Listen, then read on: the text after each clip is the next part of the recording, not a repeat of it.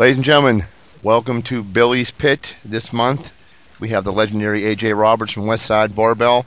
A.J.'s lifts, very extraordinary. 1,100 squat, 820 bench, 780-pound deadlift, 2,650-pound total. Also, ladies and gentlemen, I'd like to welcome you to the show as always, every month, the legendary, ominous Billy Minimal, telling it like it is. Legend in my own mind. Legend in your own mind, yes. So I'm gonna do this interview a little different. It's gonna be strictly training, AJ. None of this background stuff. So let's get right to it. People are very interested in knowing how the dynamic. We'll start with the squat. How the dynamic day has been set up. You guys, it used to be, despite what the stimulus would be, it was always seemed like it was straight bars. Now you guys have started switching bars. What makes you? Or how do you know when to switch bars? What is the plan? What is your planning on when to switch bars? We'll start with that first. Yeah, I mean, that's a good question for sure. A lot of people, I think, watch the videos, and I did the same thing, obviously, before I came to Westside. You watch all the videos, you read everything you can, and, you think you got it figured out, and then you actually go to Westside and see something totally different. So when I first got there, the Fridays had the dynamic day, had developed into pretty much like heavy weight. It wasn't max effort, but, it seemed to be like maybe speed work kind of 1 week up to, somewhat heavy, and then the next week all out for up to a, close to a max double. And I think because of that, they were rotating bars pretty regularly, and, that just kind of has flown through.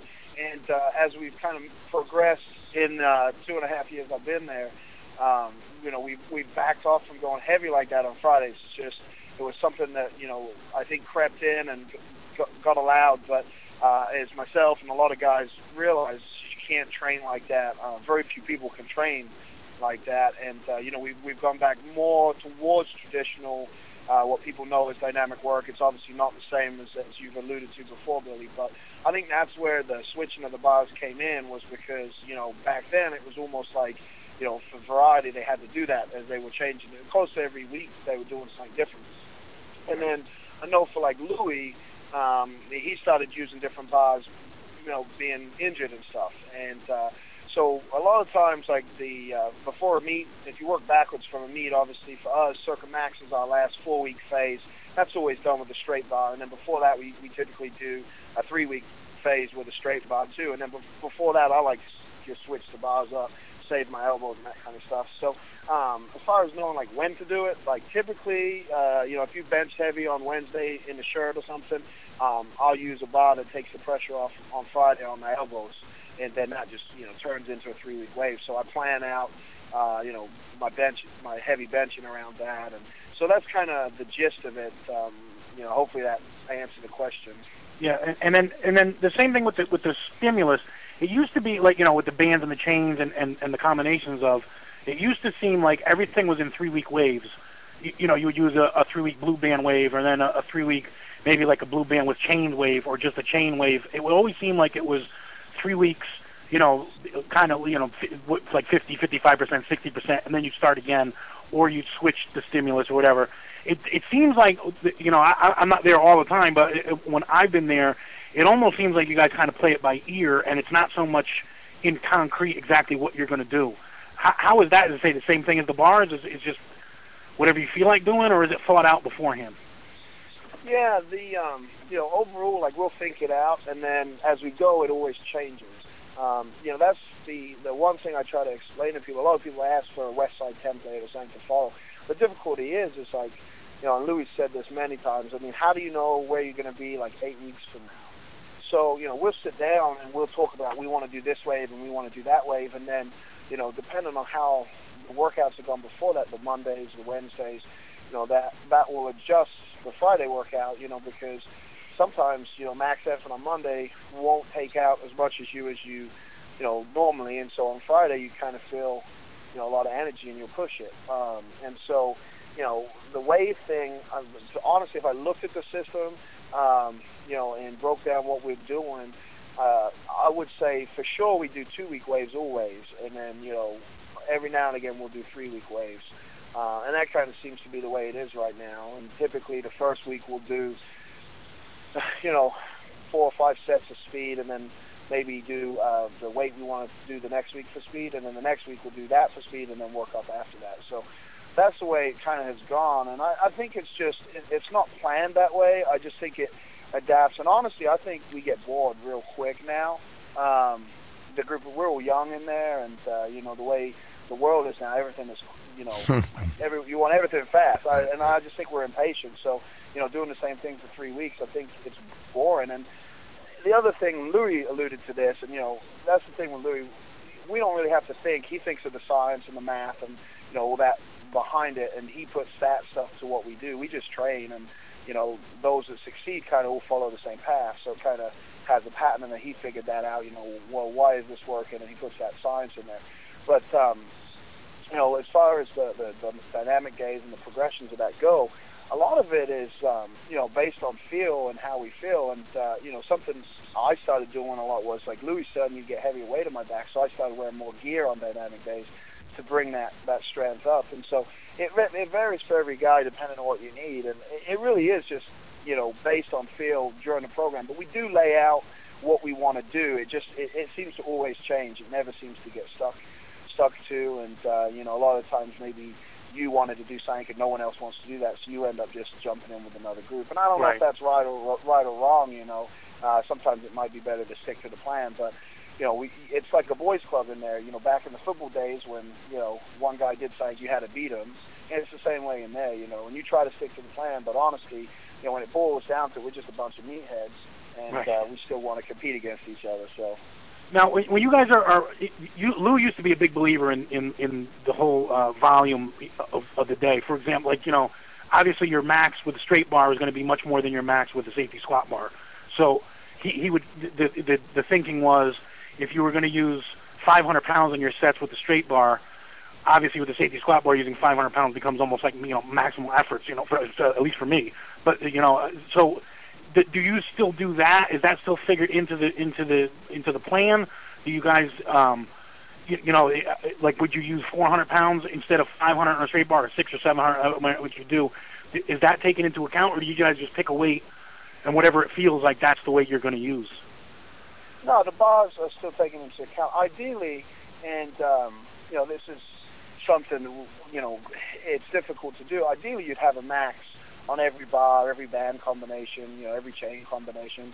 But, that just doesn't happen. And especially, as we'll change box heights too, so then you need maxes all on those. And so that stuff, it comes down to a guesstimation of what your max would be with that bar.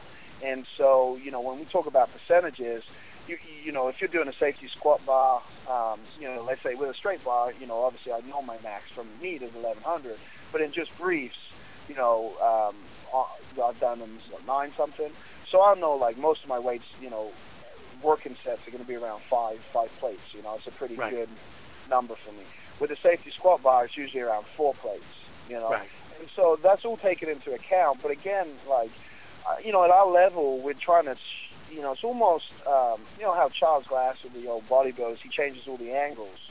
Right. We're trying to change it. We're trying to constantly change that stimulus because we adapt so much quicker. We're just trying to avoid adaptation. And so we haven't found any negative in switching as long as the basic premises as far as, doing speed work and that kind of stuff's in there. It seems that it's hard to follow because I think a lot of it is now just based on feel, and we don't stick to the plan as well as we probably should. But, we have a lot of fun and we love training, and Billy can attest to this. We just being there is like the highlight of the day. So we go in there and it's a lot of fun, and we push hard, and everyone pushes each other, and I think that's kind of the magic too of Westside. Right. Now let's talk about the Circa Max phase. This is the one phase that actually is pretty planned out pretty meticulously. It seems that everyone pretty much has an idea what they're planning on doing. Now, do you base your Circa Max? You use a blue band, a green band, and a light band, purple band, whatever they call it now. And that comes out to 440 pounds of band tension with the way Westside sets their bars. Are you trying to beat your last Circa Max weight, or are you basing the Circa Max? I squatted 1100 in the last meet, and I used 720 pounds as my top set. do I have to get to 740 or 750 or 760 in order to get to 1150 or 1200, whatever it is you're planning? How do you judge what you're going to be taking on Circa Max, or is that also a feel thing? Whatever you can handle is what you handle. Personally, for me, I just want to beat what I did last time by 5 pounds, and that that goes in, knowing I can go into the meet and do at least what I did, if not more than the last meet. So, I'll just go into the meet. I did I think I did 660 last Circa Max, which was a 50-pound PR, right. And then I went to the meet and hit a 65-pound PR in the meet. And I felt like Circa Max, I had more in me, It didn't feel like a true max. And so I went into the meet with that in my mindset, too. And so this time, my goal will be 665 going into March, maybe 675, a little bit. But for me, it's just beat what you did last time and know you got some in the tank. And then what will change maybe for me now is I took 11 on my third attempt last time. And, I might roll the dice and take it on a second attempt, thinking that I got more in me for that third. So that's where the game comes into, playing that game. But, with the Circa Max, it's really the only concrete plan phase as far as, max the first week, heavy double the second, and then deload, and then into the meet. And but with all the training, it still follows the waves. We still kind of build each week upon the last, and then drop back down. So the nutritional stuff is still there. It's just it's not as black and white as it appeared to be. And I don't know if it ever was at Westside. Unless you train there, you really don't know what went on. And when you talk to guys, it doesn't sound like that it was stuck to all the time. And it's always being experimented. I mean, we've changed the way we do it.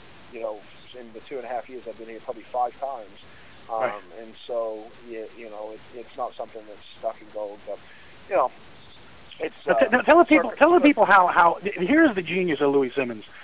And I think people really underestimate. I mean, I know everyone gives him credit for putting the system together, but the way that he can watch you on a Circa Max day and guess within 15 pounds of what you're going to squat at that meet. Now, this is always done without straps up and without knee wraps. So you're on the box the whole way through, and the Circa Max phase is done with straps down and briefs. And Louis Simmons can tell you exactly what you're going to squat within 15 pounds. I mean, I see him do it over and over again. Within 15 pounds of what you can do on Circa Max, he can tell you what you're going to squat in the meet. Now, I think people really don't understand. I think people think Louis is just a wild guy who came up with some stuff from Russians and put it together. But tell people how the genius of Louis Simmons. Yeah, I think people I think they just think he read a few books, came up with a system, and has been done with it. I've never seen a guy study the sport so hard, ever. I've never met anyone who is as passionate about powerlifting, or it's just strength in general, the development of strength. He buys book after book. You go to his house, and just his table is strewn with Russian text, notes everywhere, constantly rereading, making sure he understood correctly, or maybe there's a different sign he missed. He's just so, he's consumed by it. It's his life. It's all he does. And I always look at the Westside as the lab. And, all these scientific journals and that, they should come to Westside and work with us, because Louis is doing, years ahead of advanced stuff there in testing and getting results. And, the records of the gym speak for themselves. Now let's switch over to Max Effort Day. The Westside used to be a thing where they seem to switch max effort movements every week, like you would do, let's say in a 10-week wave, a 10-week cycle. You might do maybe 5 or 6 weeks of a good morning, maybe 3 weeks of a squat, and then you finish in 2 weeks of a pull. Now, your combination could be whatever you want it to be. It seems now that Westside's gone a lot more away from good mornings and away from max effort squats, and much more toward different types of pulls on max effort day and pulling on a secondary movement on the dynamic day. Tell us a little bit about your max effort, your thought process on what movements you're going to do. Is it based on weaknesses, or is it just based on what someone wants to do that day? Yeah, max effort, and we're in kind of in an experimental phase right now. It seems like good mornings have somewhat gone away, and that's not because of Louis. Louis has pushed, and continues to push us to do a lot of good mornings. He's still a very firm believer in it. the whole thing with Good Mornings is they screw a lot of us up in the neck and stuff like that. Not